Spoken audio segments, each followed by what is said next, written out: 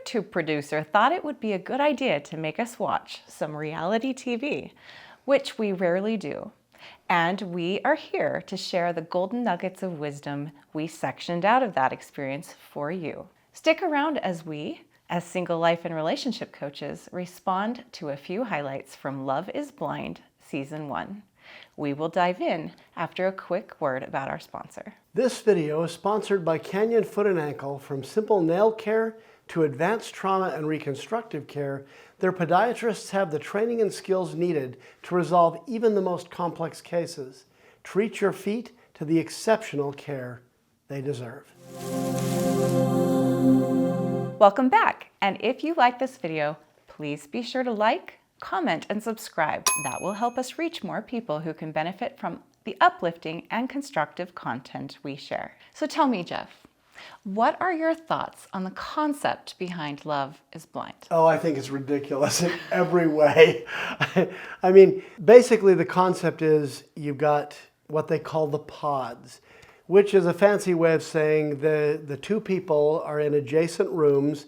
They talk through the wall on a loudspeaker of some kind, and they get to know each other, and then they switch to a different person after a little while, and they narrow down who they're talking to after a while in order to focus more on the people that they like better. And the idea is they're going to fall in love before they ever see the person. They're going to fall in love with the person from the inside out. And what do they require in order for these people to ever meet face to face? They have to basically get engaged, I think. No, it's not basically. They have to get engaged without ever having met the person on the other side or seen a picture. Now, I have to say they cheat. And here's how they cheat.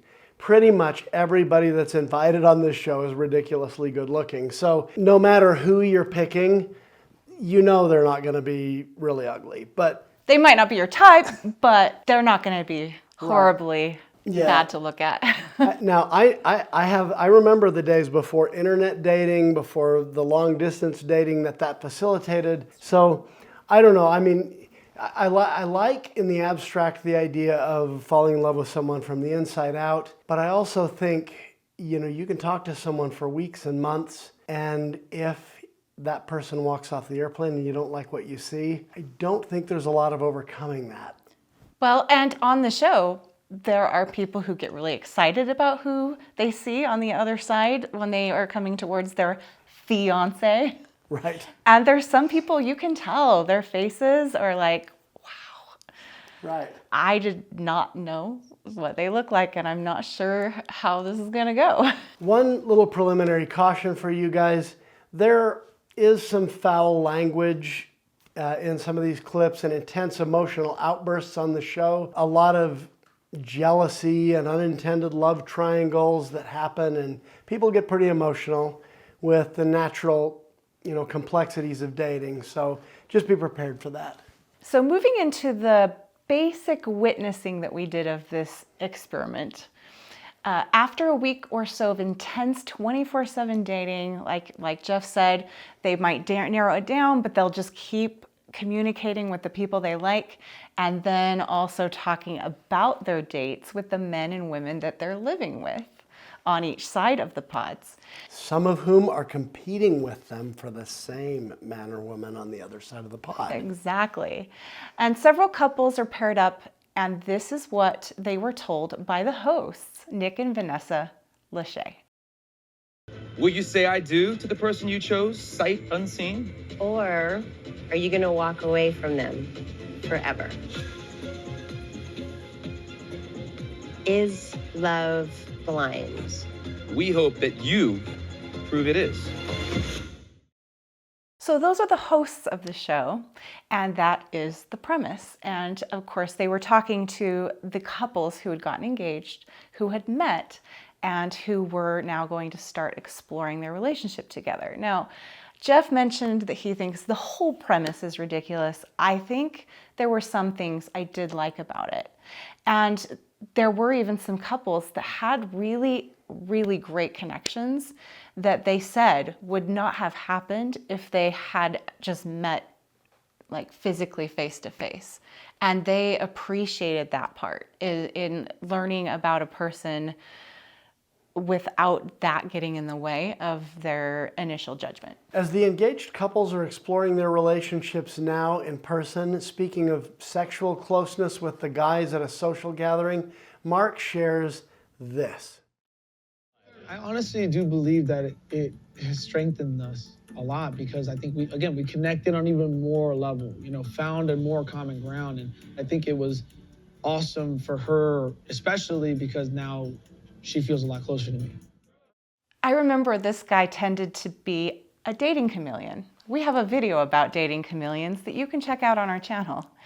Mark wanted so badly for Jessica to fall for him, and it seems like he thought sex and the dopamine high that it brings would be a good strategy. I think that is a big weakness of this really fall in love quick approach, is that you can fake it for a little while with almost anybody, and you can try to be what they want you to be, and they'll give you clues in many cases of what they want from a relationship. And you, if you're really into them, you might think that's a good idea. But the problem is, like Dr. Greg Bear told us, the worst thing that can happen if you employ that strategy is that you succeed, because then you have to continue being something you're not until the end of eternity to avoid disappointing this person. So there certainly are drawbacks to the method of falling in love fast, but along the lines of what you just said, I think it's important, if you're gonna do that, you have to show up authentically. There's no way it will work long term without it. Don't get us wrong. We think that sex and the endorphins that come with it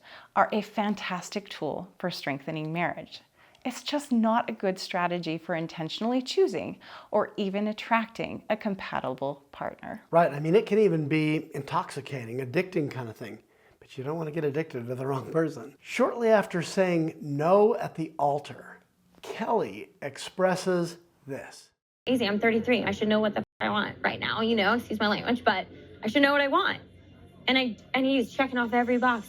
But my love, my feelings for him were not as intense as his apparently are for me. Kelly's comment reminds me of something I say to people all the time, out speaking or even sometimes coaching, and that is that men are microwaves and women are slow cookers.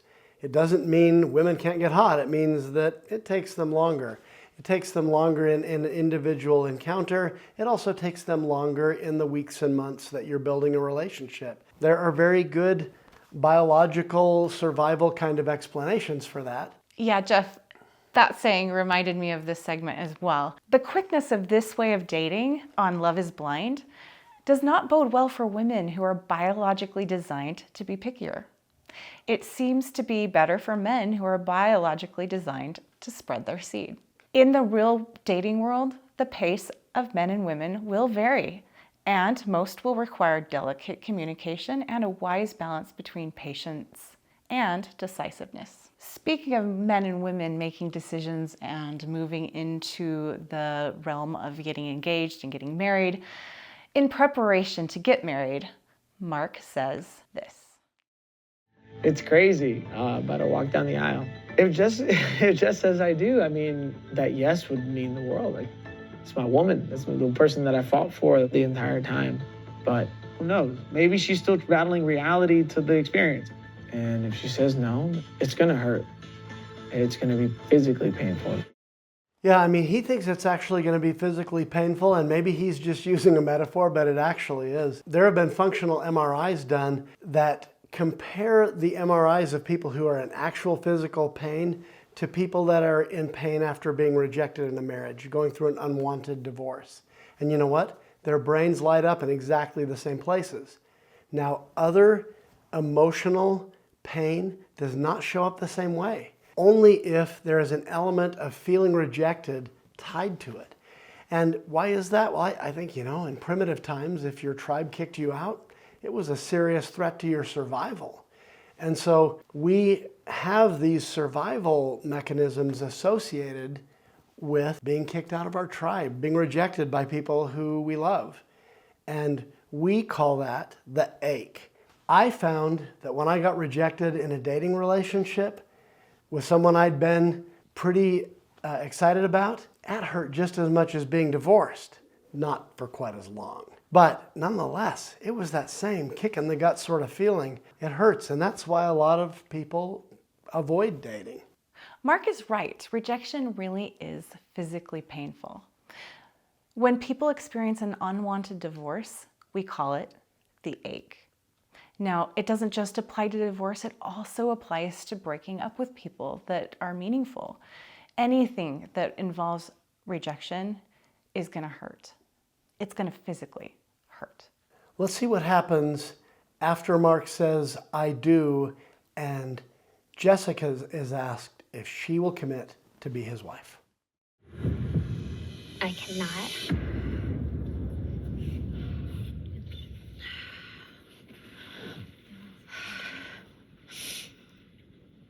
I'm so proud of us for getting through the ups and downs, but I don't think either one of us is ready to take this on.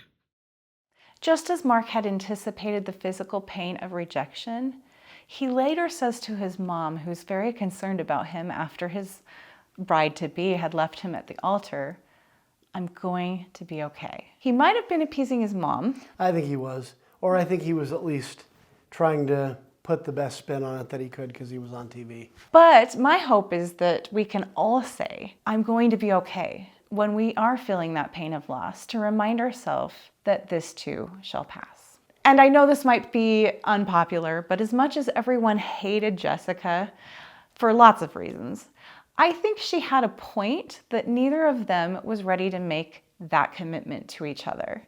Now, he might have, but she wasn't, and because she wasn't, they weren't, right? And of course, it may have been better for her to have done that sooner, but the escalation of this process and their timetables in this show are intense. Let me just say this too about Mark and Jessica. Mark was, as we talked about, the pleaser. He was the dating chameleon who was just trying to be what Jessica wanted.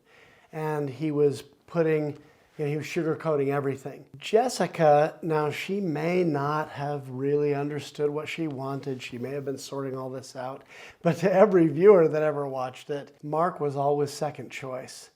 And there was someone else that she really would have preferred to be with, but she kind of loused that up earlier on in the series. And so she kind of strung Mark along, tried to make it work with him, when she really would have preferred somebody else, and ultimately left him at the altar. And I understand, but I can always see some redeeming qualities in a person, even, that we like to not like. Right. Even that we like to hate. From another bride who said no at the altar come these words of reflection. I believe that soulmates can come and go into your life, that they're not always there forever. You learn lessons from people that touch your soul in so many different ways. But in the end, making the right decision for you is the right decision for everybody. I once met someone on eHarmony whose definition of soulmate was someone who you knew pre-earth life, that when you meet again in this realm, you pick up where you left off. So I really actually appreciated what she said, that we can have soulmates come into our lives and be very meaningful part of them, but that doesn't necessarily make them right for marriage forever. I also really resonated with her statement that the right decision for me is the right decision for everyone, because no one really wants to be with someone who doesn't choose them. Yeah, I think especially if they could see into the future and see what that's going to look like. You might be so enthralled with somebody in the beginning that, oh, I can figure out later how to get them to like me. Trust me, that's not a good idea. Don't do it. The man Kelly left at the altar said that one day he'll be with a woman who will choose him forever, every day. Today just isn't that day. Doesn't mean it didn't hurt. It did. But that's a great thought that will escalate the healing process and increase his ability to move on. That appears to have been true for him as you go on and view future episodes. Another great thought came from Giannani after her groom-to-be said no. I never thought that I would find my soulmate in a dark room. I don't regret anything. I'm mourning But from the ashes comes the phoenix. And that was a big shocker because he was really in love with her. But the reason he said no was because she hadn't been fully committed. And yet at the altar, she laid it all out there for him. Of the many original participants, 2 couples got married and are still together. In the wedding ceremony of Lauren and Cameron, this is an example of what most ministers said to each pending engaged couple getting married. Lauren and Cameron, now is the time to decide if love is truly blind. Your love developed in an untraditional way, based on an intense emotional connection. Looks, money, age, and race that might be important to some people was not a factor for you two. Lauren and Cameron Hamilton seem to be a really good natural match. They bring a lot of goodness to each other. And this is what they said after the wedding. We're really blessed that we were able to find love through this experience. And, you know, because a lot of people did not. They're out there in the dating world trying to find love in the DMs and on social media. It's certainly not easy. Dating is not for the faint of heart, and you have to be willing to kind of take your lumps and get back up. Amber and Matt Barnett are the other couple. We both got more impressed with Matt as the season continued. At first, he seemed kind of like a playboy, surfer dude kind of person. But actually, he's an engineer, he's a bright guy, and he turned out to be very loyal and committed to Amber, the woman he chose. And even when Jessica kept trying to get her hooks into him, he showed remarkable ability to keep his promises and show character. What does our future hold, babe? No, I feel like our future is obviously going to have a family at some point. Our future might have a move here, move there, a couple houses. I mean, the only thing I'm really worried about, make sure we keep, is each other. I can be sweet. Don't give me that face. You know, I remember, Cathy, the scene where Amber is telling Matt about all of her financial problems in the kitchen, and he is sitting there raising his eyebrows and looking very worried. I also remember when Lauren was showing Cameron her house and seeing his, and she really was reluctant to give up the independence of having her own place, of having her stuff the way she wanted it without having to check with somebody else. And that became a recurring theme for her. But they both ended up coming past those fears. And I think we're always going to have those. Making a relationship is partly about, is it worth the risk? And even though he had a nice place, she had to give up a lot of independence. Right. And even though Amber had some financial struggles, Matt they call Barnett, had to come around and they had to work together to figure that all out. Right. Yeah. Congratulations to the Barnetts and the Hamiltons on finding love before meeting each other face to face. For our viewers who have never watched Love is Blind, what is your favorite takeaway from this video? And for our viewers who have watched Love is Blind, share your thoughts about this Netflix series or about season 1 specifically in the comments. And remember, anytime is a great time for more love in your life. Thanks for joining us for another week on LilyTube. If you enjoy what you see, support us by liking, commenting, and sharing your favorite videos with others who could benefit. As single life and relationship coaches, our mission is to help single adults intentionally heal from loss to create a happy life and healthy relationships. Keep coming back and we'll keep you encouraged. Each week, we provide new and refreshing perspectives on the challenges and opportunities of mid-single life.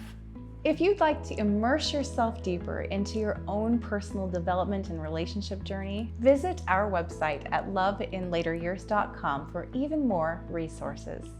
Don't take on divorce recovery and other relationship loss and single life alone. We are here for you.